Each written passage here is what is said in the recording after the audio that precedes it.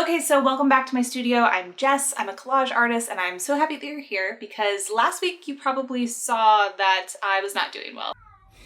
I'm fine. Oh no. I'm struggling. I want to approach this week with a bit more zest and joy because that's what this is, right? This is fun.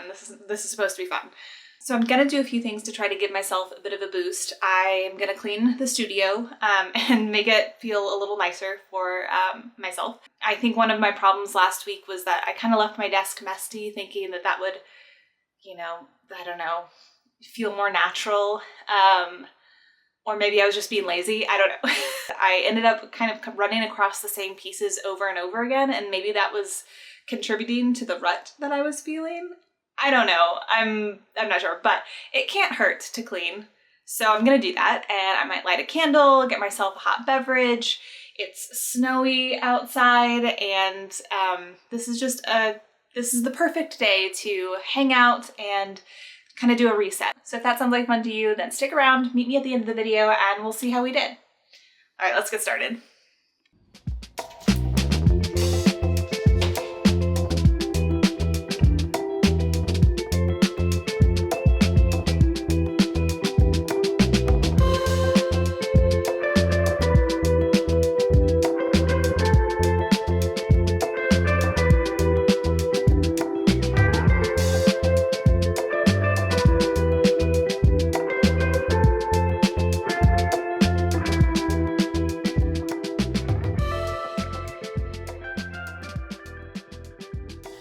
Throughout this challenge, I've been creating videos to show the order of the prompts as they appear by date. However, for this video, I'm going to share the order in which I made things in real life. The first one up for me was lost.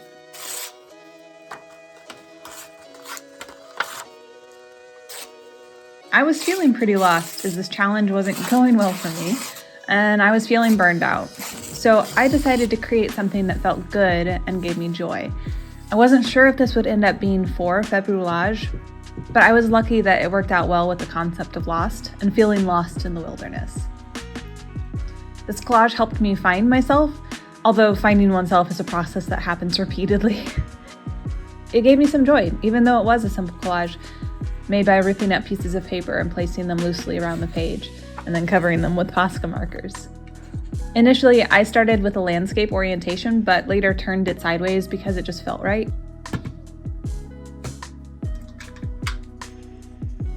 I really enjoyed doing this one, and it gave me a lot of energy for the rest of the challenge.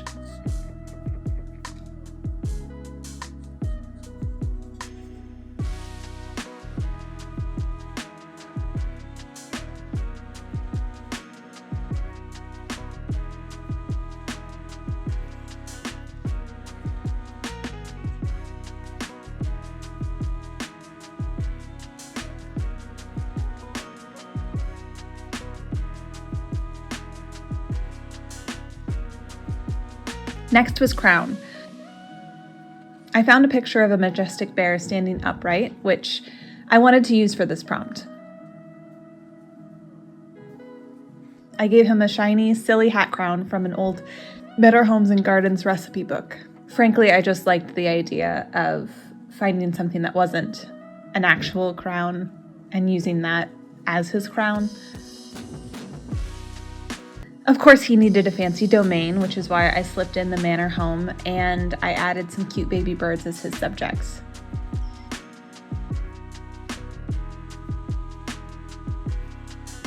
Tapestry was next. I thought of viewing the landscape from above, like Google Earth or a plane. Farmland often looks like a tapestry to me.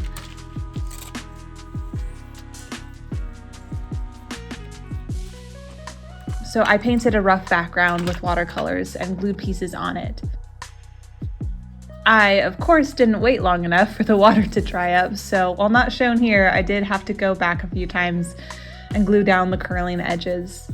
I also had a heater next to me, so I was holding it up to the heater, trying to get it to dry faster.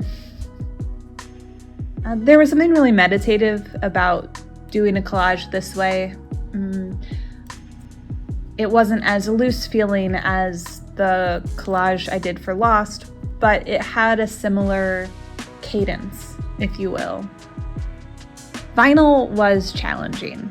There were two ideas that came to mind with this prompt: old music and material, like vinyl cushions for the outdoors.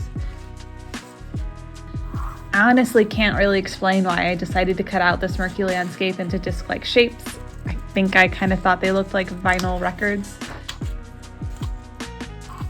And I can't explain why I had an astronaut coming out of the vinyl shapes, like portals. I did like the dimension that this created, and if I were to continue with this collage, I'd likely retain some of these elements, because I do like how the portals allow the figure to seem more active, like they're coming from somewhere and not just floating in space. Suffice it to say, vinyl was not my favorite. Which led me into doubt. After the not so great result of vinyl, I was feeling a lot of self-doubt again. So I went back to what gave me joy before. After ripping up and placing some of the pieces that came from the offcuts of vinyl, I started layering on elements using my Posca markers. The more I layered, the more I realized I had made a huge mistake. Using so many dark pieces as a background made it really difficult for the markers to show up. The final is alright, although I realized as I was making the short of this piece that I should have used that funky square shape. I should have made that into a sign. Digitally, I did add in the word stop after the fact. Frankly, this was a good learning experience, and I'm glad I made this mistake on a smaller scale. Suitcase did not start off well. I made a suitcase out of paper and maps, but it looked silly just hanging out all alone. There was no subject, no action. It was just an object without reason. I'm sharing this to show that everyone has false starts sometimes, and this was definitely one for me. Eventually, I remembered my book of vintage handbags, and I found a green purse that looked like a suitcase.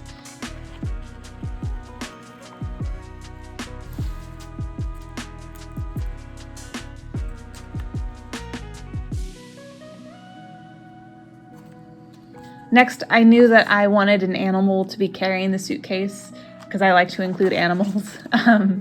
After looking through a few bird books, I found this image of a hummingbird flying and knew he was perfect.